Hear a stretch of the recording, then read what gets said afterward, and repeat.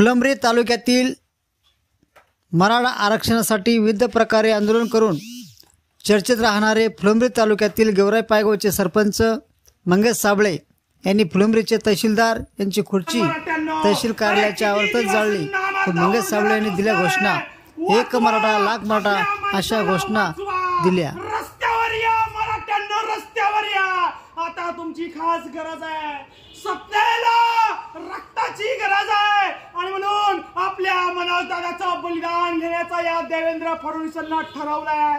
मराठ्यांना जागे व्हा, बाहेर या, आपल्या छत्रपती शिवाजी महाराजांचा अपमान आहे, आपल्या माणसाचा जीव धोक्यात आहे। एक मराठा लाख मराठा, एक मराठा लाख मराठा, एक मराठा लाख मराठा, एक मराठा लाख मराठा, एक मराठा लाख मराठा। आमचा एन्काउंटर करा, आम्हाला फाशी द्या, आम्ही आता आत्महत्या करून मरणार नाही। तहसीलदाराची खुर्ची जाळून या ठिकाणी आमचा एन्काउंटर तुम्ही करा। आम्ही आता लढणार आहे, मायार घेणार आहे,